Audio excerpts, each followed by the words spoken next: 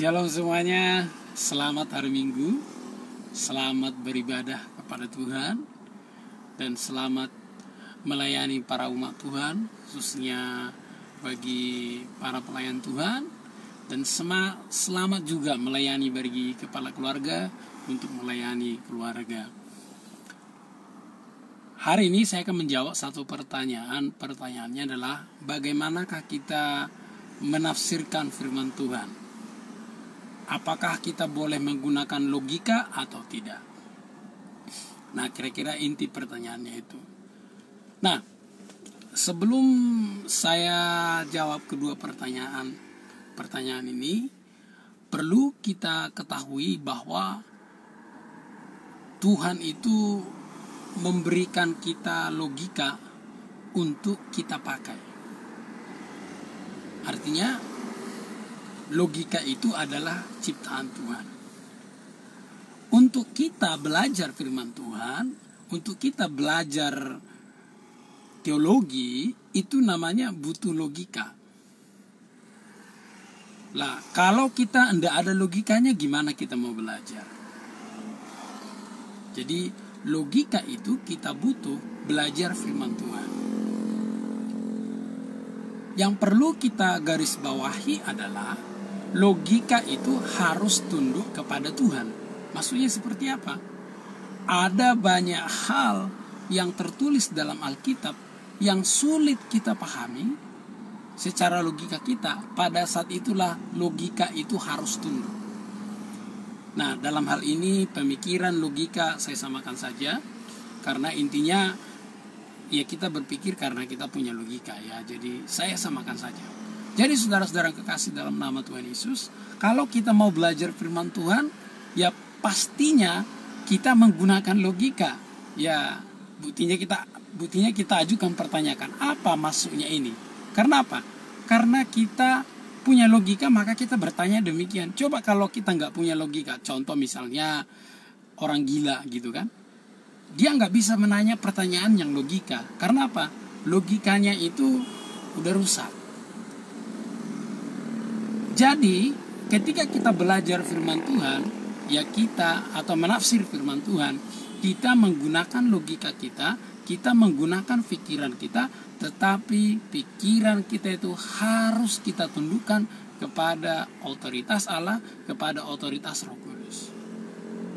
Lalu bagaimana kita menafsir firman Tuhan? Jadi kalau saya biasanya menggunakan dua prinsip yang sederhana. Yang pertama itu konteks, yang kedua itu tekstual. Maksudnya seperti apa? Saya percaya setiap Alkitab itu ditulis menjawab masalah pada konteks itu. Menjawab masalah pada konteks itu. Kemudian ketika tulisan itu ditulis, tentu pasti ada tata bahasa, ada gramatikanya. Kalau dalam bahasa teologi ada gramatika, kemudian ada leksikalnya. Sehingga apa? Ini menolong kita memahami apa maksud penulis pada konteks itu. Nah, jadi tekstual, kontekstual itu harus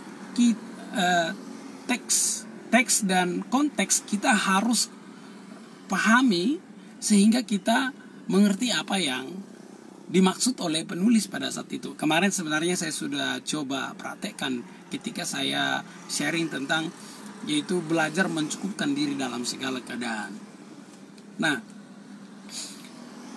kemudian konteks pada saat itu dengan konteks pada saat ini tentu ada namanya gap.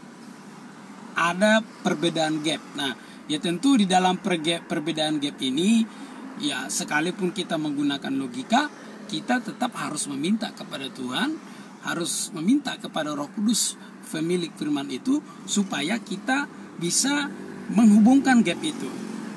Saudara yang kekasih, kalau Bapak Ibu tadi ikuti ibadah keluarga kami, saya khotbah sebenarnya, saya sedang mempraktekkan ini. Jadi saya coba ulang dengan singkat, supaya apa yang saya sampaikan ini jelas. Nah, tadi saya mulai dari ayat yang Filipi 4 ayat 4, bersukacitalah senantiasa dalam Tuhan, sekali lagi katakan bersukacita. Nah, sekarang kita lihat teksnya. Sukacita di dalam ayat itu berbeda dengan gembira.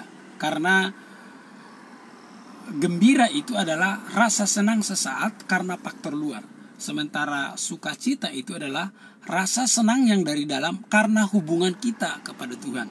Itu sebabnya Rasul Paulus berkata, di dalam Tuhan. Nah, ini kan di sini jalan, pikiran saya di sini jalan, logika saya pun jalan, ya kan? Kemudian ini menggunakan pikiran ini, kita menggunakan sekalian melihat teksnya itu. Jadi teksnya itu adalah, bicara teks itu, sukacita itu adalah rasa senang yang dari dalam karena hubungan kita dengan Tuhan. Itu sebabnya Rasul Paulus bersukacita di dalam Tuhan. Nanti senantiasanya itu kita cari lagi. Kenapa dibilang senantiasa? Ya dulu saya juga mikir, gimana, kenapa senantiasa seperti itu. Nah, jadi ketika kita bersukacita dalam Tuhan, ini berbicara bagaimana kita bisa berbicara Tuhan. Kalau di dalam Tuhan artinya kita ada di dalam naungan Tuhan, kita ada dalam kendali Tuhan, kita ada dalam pemeliharaan Tuhan, kita ada dalam perlindungan Tuhan. Namanya di dalam Tuhan berarti segalanya. Kita ada di dalam segalanya pribadi Allah itu. Ya. Itu kalau kita berbicara teksnya saja. Tentu kalau kita mau khotbahkan ini sah saja. Cuman kan yang menjadi pertanyaan, kenapa Rasul Paulus bilang senantiasa? Bukankah kita mengalami duka cita? Bukankah kita mengalami permasalahan? Nah, sekarang kita cek seperti apa yang dimaksudnya itu bersukacita senantiasa. Ini menggunakan logika ini. Pertama, masalah yang dialami oleh Rasul Paulus saat itu adalah dia di penjara. Dia menulis kitab ini di penjara. Seperti kemarin yang saya sampaikan bahwa Rasul Paulus itu adalah tahanan politik. Ya, saat itu dia menulis surat ini ada dalam penjara. Lah, Rasul Paulus ketika berkata bersukacita senantiasa dalam Tuhan bukan lagi sedang di hotel berbintang 5, tetapi saat itu di penjara karena tahanan politik. Masalah yang kedua itu adalah penganiayaan terhadap jemaat Filipi. Karena pada saat itu, kalau orang Filipi mengaku Yesus adalah Tuhan, maka itu adalah penyangkalan kepada Kaisar Roma yang notabene kalau mereka mengaku demikian, mereka bisa dipenjara, mereka bisa dibunuh, bahkan bisa sampai mati martir. Bagaimana dengan dari orang Yahudi? Dari orang Yahudi, kalau mereka mengaku Yesus adalah sebagai Tuhan, itu adalah penghujatan. Yang dimana mereka bisa dirajam dengan batu, bahkan sampai mati. Jadi ada tekanan dari Romawi, ada tekanan dari bangsa Yahudi. Nah, masalah berikutnya yang ada di jemaat Filipi adalah ada orang bangsa asing yang bertobat, ada juga bangsa Yahudi yang bertobat yang masih terikat dengan tradisi-tradisi sehingga seringkali mereka diombang-ambingkan ajaran ini. Ya. Itu masalah kedua dan detail-detailnya. Masalah yang ketiga adalah masalah yang ada di jemaat Filipi sendiri. Masalah terbesar di jemaat Filipi adalah semuanya mau hebat, semuanya mau jago, semuanya mencari pujian yang sia-sia, semuanya menganggap dirinya hebat dan lain. Tidak ada kesehatian, melakukan sesuatu berbantah-bantah. Dan semuanya mencari keuntungan sendiri. Itu sebabnya kalau kita lihat di pasal yang kedua, Rasul Paulus mengajarkan kepada jemaat Filipi, hei jemaat Filipi, ayo dong belajar rendah hati seperti Yesus. Yesus yang Allah, dia mau merendahkan diri, bahkan mengosongkan dirinya. Arti mengosongkan diri sini membatasi. Dia tidak mempertahankan kealahannya supaya dia bisa jadi manusia. Lah, ini jemaat di Filipi terbalik. Mereka malah mau jagoan. Ya.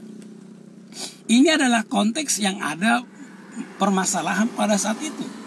Lalu sekarang kita cek apa yang dimaksud Rasul Paulus. Lah, ada masalah kok bisa bersukacita senantiasa. Ini kan logika loh. Ini pemikiran. Logikanya begini. Rasul Paulus berkata demikian. Entah maksud orang baik, entah niat orang jahat, yang utama Injil Kristus diberitakan. Karena ada laporan ya, dan didengar pasti dari Epafroditus, ada orang yang memberitakan Injil dengan maksud tujuan tertentu, memanfaatkan keadaan karena Rasul Paulus tidak di situ. Lalu Rasul Paulus jawab, tidak masalah, entah niat mereka baik, entah atau tidak, yang penting Injil diberitakan. Jadi yang membuat Rasul Paulus bersukacita bukan karena dia di penjara, tetapi yang membuat Rasul Paulus bersukacita dalam penjara karena apa? Karena firman Tuhan tetap diberitakan. Karena firman Tuhan tetap diberitakan sekalipun motivasinya salah.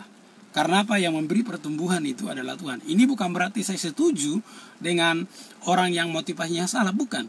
Tapi ini pemikiran Rasul Paulus, dia lebih melihat kepada dampak dari pemberitaan itu. Karena motivasi itu kembali urusan orang itu dengan Tuhan. Jadi Rasul Paulus berkata bersukacita itu karena apa? Injil tetap diberitakan sekalipun dia di dalam penjara. Nangkap kan? Yang kedua,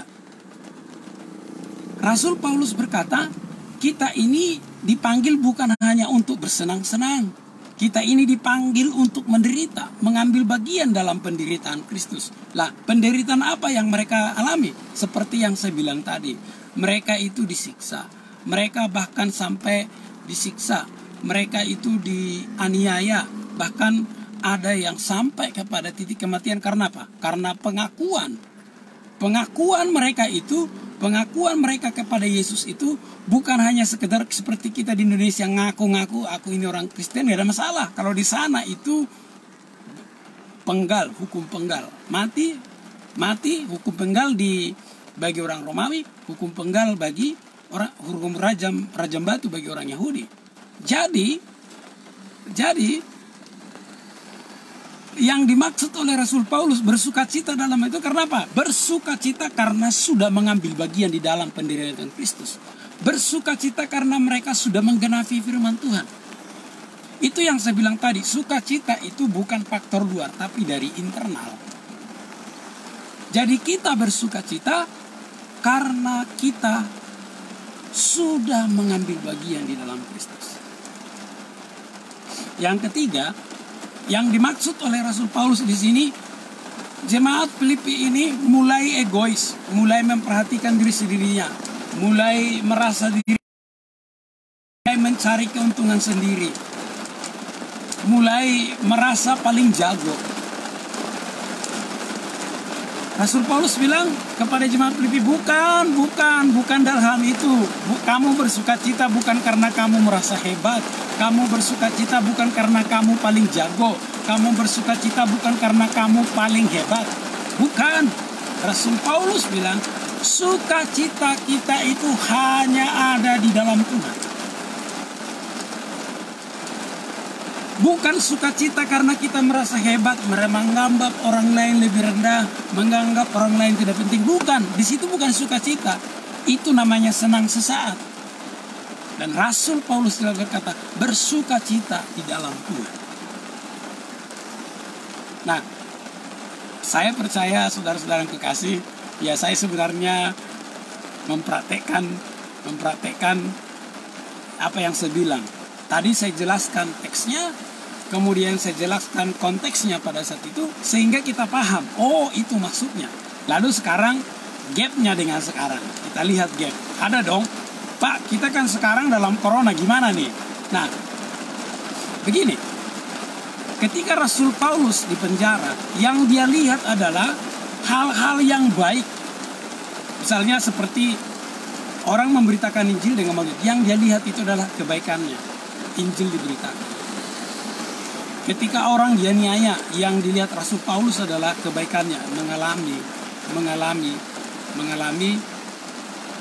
mengambil bagian dalam penderitaan dalam Kristus. Nah, sekarang bagaimana kita dalam COVID-19 ini? Ya, kembali dalam menghadapi COVID-19 ini, pandemi COVID-19 ini, biar kita bisa bersukacita senantiasa, kita harus tinggal di dalam pemeliharaan Tuhan. Kita harus tinggal di dalam kuasa Tuhan. Kita harus berdiam di dalam Tuhan. Kalau boleh saya jelaskan ini, di dalam kedaulatannya, di malam kemahakuasaannya, di bawah kendalinya, di bawah pemeliharaannya, di bawah kasihnya, di bawah perlindungannya. Kita ada dalam Tuhan. Nah, Oleh sebab itu kita perlu dekat diri dengan Tuhan, mendekatkan diri terus membuka hati kita selebar-lebarnya supaya kita semakin luas mengalami Tuhan sehingga ada sukacita yang dari dalam. Nah, sukacita yang dilahirkan antara hubungan kita dengan Tuhan itu tidak dipengaruhi oleh apapun. Jadi itu berbicara dalam Tuhan. Sekarang apa yang mau kita lihat? Kalau Rasul Paulus tadi kan dia lihat bahwa berdasarkan COVID-19 pemberitaan Injil itu diberitakan, entah motivasinya salah itu tidak penting. Nah sekarang kita lihat sekarang begini, salah satu yang saya lihat yang kita syukuri adalah, coba kita lihat ada banyak saat ini gereja yang melakukan ibadah online. Artinya gereja itu tidak dibatasi oleh tembok lagi, sekalipun kita punya tembok gereja saat ini. Kemudian saudara-saudara, coba lihat, ada banyak saat ini keluarga-keluarga yang melakukan ibadah yang sebelumnya belum melakukan ibadah dalam keluarga. Sekarang banyak ibadah keluarga. Saudara, kami sering lakukan memang sebelumnya, tapi tidak rutin seperti ini. Jadi saudara-saudara yang kekasih dalam nama Tuhan Yesus, saya mau beritahu bahwa ini adalah nilai positifnya. Ini yang membuat kita bersukacita. Coba lihat sekarang kita, walaupun banyak yang berdebat teologi, tapi dalam satu hal kita sepakat kita semua berdoa bersama-sama supaya corona ini cepat berlalu. Kita ini bersatu di dalam doa. Ini nilai positif yang bisa kita lihat. Lalu bagaimana dengan mengambil bagian dalam penderitaan Kristus? Ya memang kalau kita berbicara penderitaan Kristus, kalau dibandingkan kita menderita, penderitaan kita ini ya karena Tuhan izinkan keadaan seperti ini, ya intinya kita menderita. Artinya kita juga sebenarnya sedang menggenapi firman Tuhan. Karena apa? Alkitab jelas berkata bahwa kita ini tidak dipanggil untuk ya berleha-leha. Kita mengikut Tuhan, hidup kita jadi jalan tol. Jalan tol aja di Jakarta bisa macet, saudara. Ada gelombangnya gitu. Artinya apa? Kita dipanggil juga untuk menderita. Kalaupun kita menderita karena Kristus, itu adalah satu sukacita.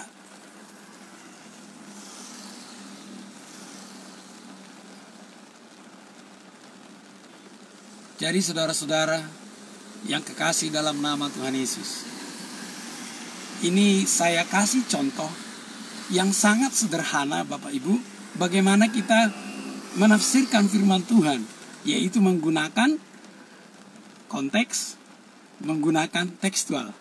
Sebenarnya kalau kita mau dalam-dalam lagi ya banyak hal.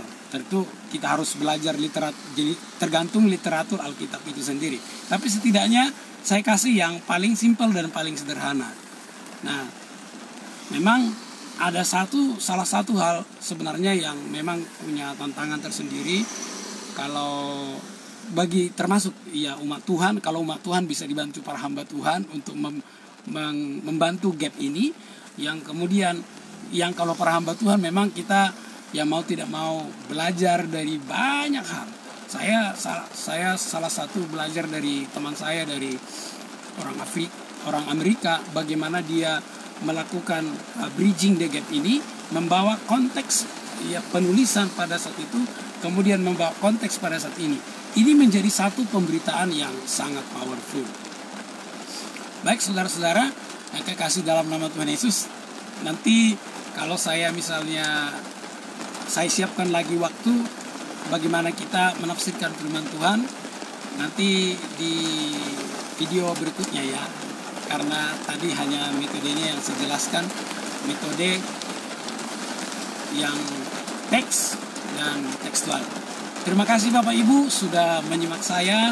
Tuhan Yesus memberkati. Kalau misalnya masih tertarik dengan bagaimana kita menafsirkan firman Tuhan, saya juga dengan senang hati. Karena ketika saya ditanya, saya belajar. Bahkan seperti sekarang ini pun saya belajar. Ya, terima kasih. Tuhan Yesus memberkati. Ini mumpung lagi hujan. Ya, saya juga akan nanti coba satu metode lagi. Metode ini menurut saya nanti yang bisa membantu Bapak Ibu memahami lebih simpel ya tidak terlalu ribet, tapi kita juga mendalam gitu. Simple dan mendalam. Tuhan Yesus memberkati.